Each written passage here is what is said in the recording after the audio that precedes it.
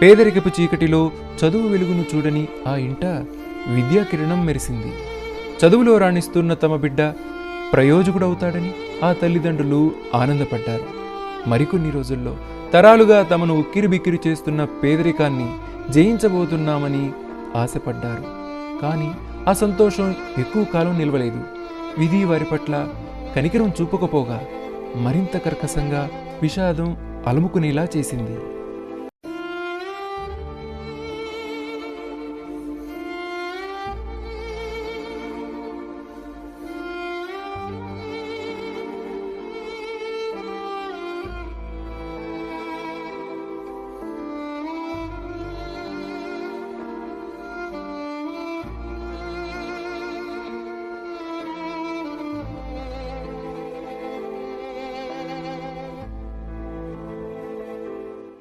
ప్రకాశం జిల్లా కొత్తపట్నంకు చెందిన కుందేటి వెంకటేశ్వర్లు, తిరుపతమ్మ దంపతులు బంతులు కొట్టుకుంటూ జీవనం సాగిస్తున్నారు. పూట గడవడం కష్టమైన ఆర్థిక పరిస్థితిలో వారి పెద్ద కుమారుడు వేణు చదువులో మంచి ప్రతిభ కనబరచడంతో అతన్ని ప్రోత్సహించారు. అందరికి నమస్కారం అయ్యా. నా పేరు వెంకటేశ్వర్లు. మా సొగ్గరం టంగుడు అయితే 15 సంవత్సరాల నుంచి కొత్తపట్నం ఉంటున్నాం. ఇక్కడ మా అబ్బాయి 4 పిల్లకాయలు. నాకు 4 పిల్లకాయలు అయితే పెద్ద అబ్బాయి బాగా చదువుకుంటున్నాడని కాలేజీలో అక్కడ హాస్టల్ కాడ పంపించాం. 10వ తరగతి పాస్ అయ్యాడు. ఐటీ చేద్దామంటే ఐటీకి పంపించా. ఐటీ కూడా బాగా పాస్ అయ్యారయ్యా. పాస్ అయిన తర్వాత మా అబ్బాయి ఎయిర్పోర్ట్లో జాబ్ చేస్తాను అని చెప్పి సరే అని చెప్పి కష్టం నష్టం చేసి పంపించా. ఎయిర్పోర్ట్లో ₹1,00,000 జాబ్కి పంపిస్తే 8 నెలలు చేశాడు. ఆడ 8 నెలలు చేసిన తర్వాత ఇంటికి వచ్చాడు. ఇంటికి వచ్చి ఏదో పాస్పోర్ట్ కోసం నాన్న వచ్చిందని చెప్పి ఒంగోలు వెళ్ళాడు. ఒంగోలు వెళ్ళాడికి మధ్యలో బరిగొడ్డు అడ్డం వచ్చి కింద పడిపోయాడు. మాకు ఫోన్ చేసేళ్ళకి అంబులెన్స్లో వెళ్ళి రిమ్స్లో నుంచి ఫోన్ చేసేళ్ళకి నేరుగా వెంకటరమణ హాస్పిటల్కి తీసుకెళ్ళేసాం. ఆడేస్తే వాళ్ళు బతకరు, లాభం లేదు, తీసుకెళ్ళండి, చెన్నై కానీ హైదరాబాద్ కానీ తీసుకెళ్ళండి అన్నారయ్యా. మా పెద్ద సార్కి దండం పెట్టి మీరే బతికియటం సావటం మీరేనైతే చేయాలని చంద్రశేఖర్ సార్తో మాట్లాడామయ్యా. చేస్తామని చెప్పేళ్ళకి అక్కడ 15 లక్షల దాకా అయ్యా. పెద్ద ఆయన బతికించింది మా వాడికి. లాభం లేదు, తీసుకెళ్ళమన్నాడు పెద్ద సార్ చంద్రశేఖర్ సార్. అక్కడి నుంచి మళ్ళీ నేరుగా 6 నెలల తర్వాత ఈ గొంతు బూడిపోతే 6 నెలల తర్వాత ఈ బోన్ చేస్తామని రమ్మన్నారు ఆ డాక్టర్.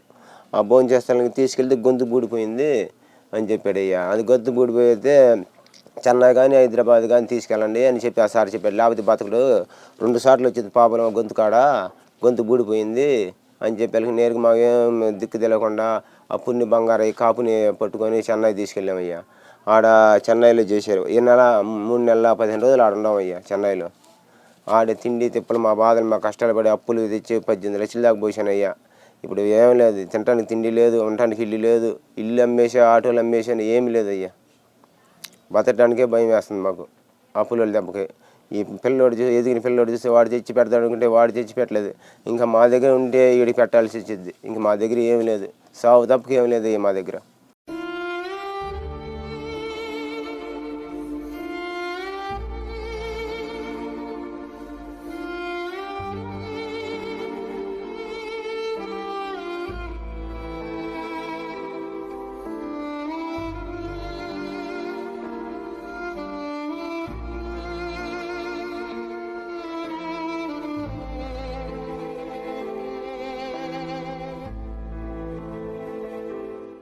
ఐటీఐ పూర్తి చేసి విమానయాన రంగంలో ఉద్యోగం కోసం హైదరాబాదులో శిక్షణ పొందుతున్న వేణు గతేడాది సంక్రాంతి సందర్భంగా ఇంటికి వచ్చి పాస్పోర్టు పని మీద ద్విచక్ర వాహనంపై ఒంగోలు వెళుతుండగా గేదడ్డొచ్చి అదుపు తప్పి కింద పడిపోవడంతో తలకు తీవ్ర గాయమైంది.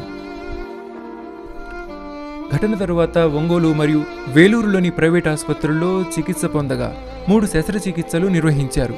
కానీ వేణు సరిగా చూడలేని, మాట్లాడలేని, నడవలేని దయనీయ స్థితిలో ఉన్నాడు. నా పేరు నాగరాజు. మాది కొత్తపట్నం పల్లిపాలెం గ్రామం. ఆమె ఆ తిరుపతమ్మక్క గత 15 సంవత్సరాల నుండి మా ఊర్లో బంతలు కుట్టుకుంటూ తిరుగుతూ ఉంటుంది. వాళ్ళ మొగుడు వెంకటేశ్వర్లు గారు ఆ ఉల్లిపాయలు ఆ రిక్షా మీద పెట్టుకొని ఉల్లిపాయలు అమ్ముకుంటూ ఆ ఇనుప సామాన్లు పాత సామాన్లు వేసుకుంటూ తిరుగుతూ ఉంటారు. వాళ్ళు చాలా కష్టపడి పిల్లల్ని 4 పిల్లలు, 2 ఆడపిల్లలు 2 మగ పిల్లలు. అది కూడా కాకుండా ఈ వెంకటేశ్వర అన్న ఒక తమ్ముడు ఉన్నాడు. ఆ తమ్ముడు కూడా చనిపోతే ఆ తమ్ముడు భార్య వెళ్ళిపోతే 11 నెలల పసిబిడ్డని వీళ్ళే సాగుతూ ఉన్నారు.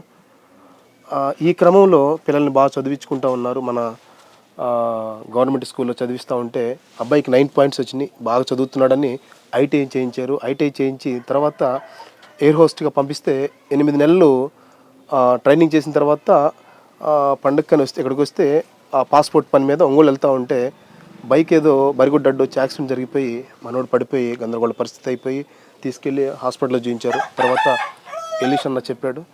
విషయం ఏంటంటే ఆ అక్క తిరుపతమ్మ అక్క మన ఊర్లో తిరుగుతూ బంతులు అమ్ముకుంటూ చీకటి పడిపోతే వాళ్ళని అన్నం అడుక్కొని ఇంటికి తీసుకెళ్ళి పిల్లకాయలకి పెట్టుకునే పరిస్థితి, అంటే అంత కటిక పేదరికమైన పరిస్థితి అనమాట వాళ్ళది. అలాంటి పరిస్థితుల వల్ల వాళ్ళు ఏదో చిన్నగా బంతులు కుట్టుకుంటూ 10 రూపాయలు కష్టపడి చదివించుకుంటూ ఉన్న పరిస్థితుల్లో నోటికాడికి వచ్చిన మనిషి ఒక కొడుకు కష్టపడి చదివించుకొని ఇంకా నేను ఉద్యోగానికి వెళ్ళి డబ్బులు తీసుకొస్తాననే క్రమంలో ఇలాంటి పరిస్థితి జరిగిన తర్వాత ఏ తల్లిదండ్రులు కూడా తట్టుకోలేని పరిస్థితి. కానీ వాళ్ళు తట్టుకొని ఆ బిడ్డ బ్రతికించుకోవాలని వాళ్ళ దగ్గర ఫైనాన్సర్ దగ్గర అన్ని చోట్ల అప్పులు చేసేసి చూయించినా కానీ ఇంకా చాలా 2-3 ఆపరేషన్లు చేయించాలని చెప్తా ఉన్నారు.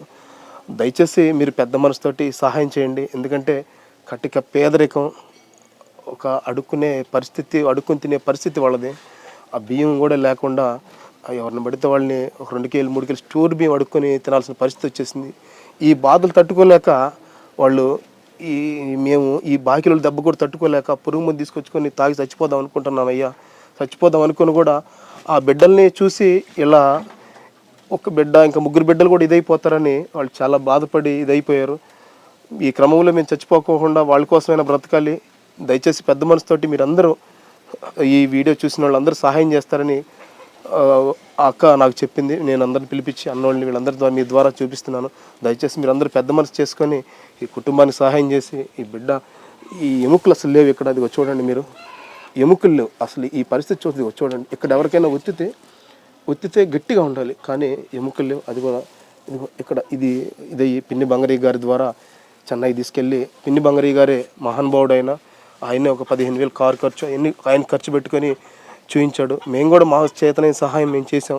దయచేసి మీరు కూడా పెద్ద మనసుతోటి సహాయం చేస్తారని మీ అందరికీ 2 చేతులు ఎత్తి జోడించి నమస్కరిస్తున్నాం. దయచేసి ప్లీజ్ సహాయం చేయండి, సహాయం చేసి ఈ కుటుంబాన్ని కాపాడండి. మీ అందరూ కలిసి సహాయం చేయాలనుకుంటే ఈ కుటుంబం ఒక దారికి వస్తుందని నా ఆశ, నా కోరిక.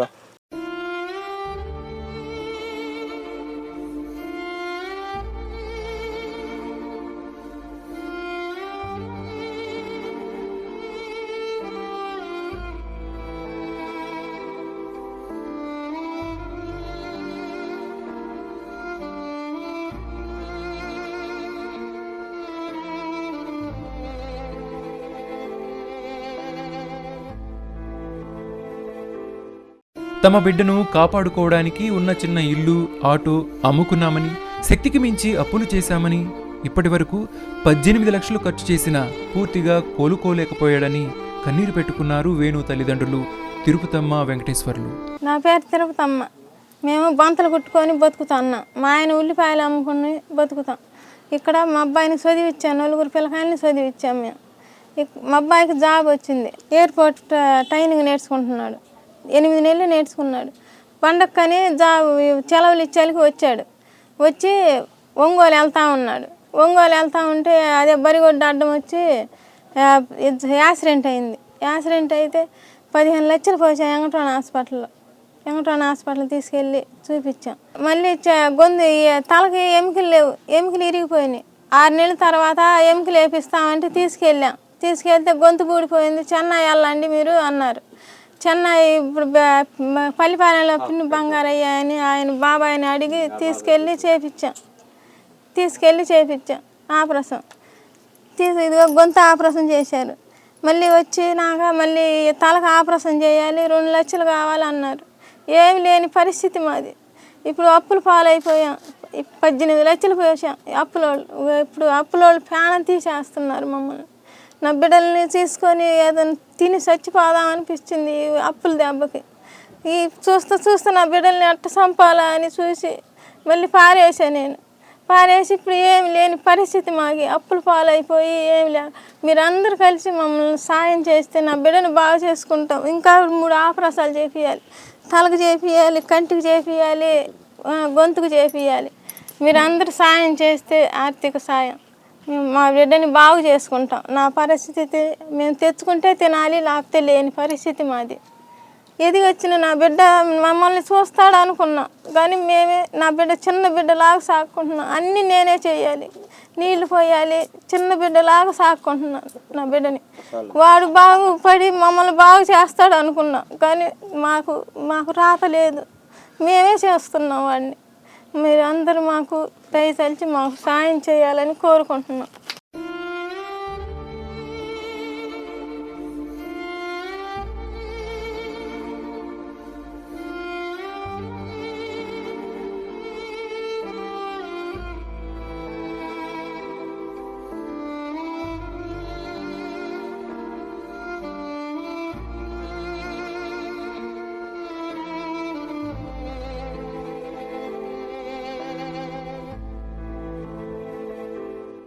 తమ కుమారుడి పరిస్థితి విషమంగా ఉందని, బ్రతకాలంటే మరిన్ని శస్త్రచికిత్సలు చేయాలని వైద్యులు చెప్పారని, డబ్బు లేక వైద్యం చేయించలేక ఆసుపత్రి నుండి ఇంటికి తీసుకొచ్చామన్నారు.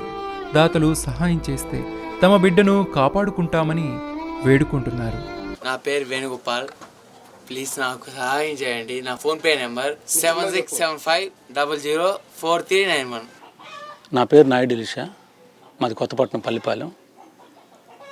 తిరుపతమ్మ అలాగే వాళ్ళ ఆయన వాళ్ళు వెంకటేశ్వర్లు చాలా కాలంగా తెలుసు.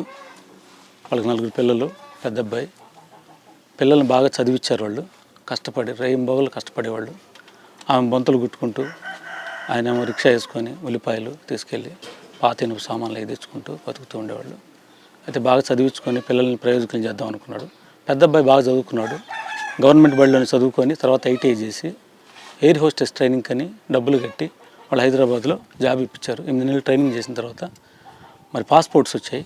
పాస్పోర్ట్స్ పని మీద వచ్చాడు అబ్బాయి ఇంటికి వచ్చి ఆ ఎంక్వైరీ కోసమని ఒంగోలు వెళ్తుంటే బండి మీద అనుకోకుండా బర్రె అడ్డం వచ్చి యాక్సిడెంట్ అయింది. ఆ యాక్సిడెంట్లో అబ్బాయి తలెళ్ళి రోడ్డు మీద గుద్దుకోవడంతో పాపం తలంతా ఎముకలన్నీ దెబ్బ తగిలి ఎక్కడికక్కడ బ్రెయిన్ అంతా డ్యామేజ్ అయిపోయింది. అసలు బతుకుతాడా లేదా అన్నట్టుగా చావు బతుకుల్లో అంబులెన్స్లో వాళ్ళ అమ్మా నాన్న తీసుకెళ్ళి వెంకటరమణ హాస్పిటల్లో జాయిన్ చేస్తే వాళ్ళు పాపం కన్నీరు మున్నీరు అయిపోతూ ఉంటే డాక్టర్లు అయితే అసలు నమ్మకమే చెప్పలేదు, మీ అబ్బాయి బతకడు అని చెప్పన్నారు. వాళ్ళు కన్నీరు మున్నీరు అయితే వాళ్ళ కాళ్ళు పుట్టుకుని, అయ్యా బతికించండి, మా అబ్బాయిని ఎట్టైనా బతికించండి, వాడి మీద ఆశలు పెట్టుకున్నాం అని చెప్పని ఎంతో బాధతో ఏడిస్తే వాళ్ళు చిన్నగా ప్రయత్నించి మరి చావు బతుకుల నుంచి అబ్బాయిని కాపాడారు. కానీ పూర్తి స్థాయిలో అబ్బాయి మరి పూర్తిగా ఆరోగ్యవంతుడు కాలేకపోయాడు. మాట లేదు, ఎటువంటి చూపులు లేవు, ఏమి లేదు. జీవోత్సవంలాగా చాలా కాలం అక్కడే ఉంటే పాప మా ఊరిలో బంగారయ్య గారని, పిన్ని బంగారయ్య గారు పెద్దలు కొంతమంది ఉంటే వాళ్ళ సాయంతో చెన్నై తీసుకెళ్ళి ఆ చెన్నైలో 1-2 ఆపరేషన్లు చేసిన తర్వాత ఈ గొంతుకు కూడా ఆపరేషన్ చేసిన తర్వాత కొద్దిగా అట్ట మాటలు వస్తా చిన్నగా ఇప్పుడిప్పుడే కోలుకుంటున్నాడు. పాపం ఉన్నదంతా అయిపోయింది. ఉన్న డబ్బులు కాకుండా ఫైనాన్స్ వాళ్ళ దగ్గర వీళ్ళ దగ్గర తెలిసిన వాళ్ళ దగ్గర అప్పులు చేసి దాదాపు 18 నుంచి 20 లక్షల దాకా ఖర్చు పెట్టారు వాళ్ళు. ఖర్చు పెట్టుకుంటే అప్పుల వాళ్ళు ఏమో పైన పడుతున్నారు. ఉంటే తింటాం, లేకపోతే పస్తులు ఉంటాం. ఆ రేషన్ బియ్యం కొద్దిగా వాళ్ళు ఇస్తే పాపం అవి తెచ్చుకొని తింటా కన్నీరు మున్నీరు అవుతున్నారు.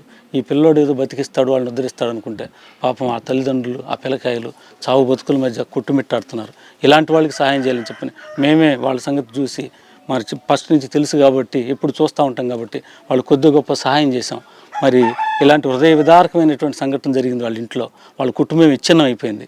చూసేవాళ్ళంతా ఇది ఈ మీడియా ద్వారా మీ అందరికీ విన్నవిస్తుంది ఒకటే, రాజకీయ నాయకుల దగ్గరికి వెళ్ళారు, చాలామంది అధికారులను కలిశారు, సహాయం చేస్తామన్నారు కానీ పూర్తిగా వాళ్ళకి సాయం చేయలేదు. ఇంతవరకు ఎటువంటి ₹1 కూడా గవర్నమెంట్ నుంచి కూడా వాళ్ళకి రాలేదు. మరి సీఎం రిలీఫ్ కానీ వాళ్ళు పెట్టుకున్నారు, కానీ అది కూడా రాలేదు. ఏ సహాయం అందక చాలా నిరాశతో ఉన్నారు.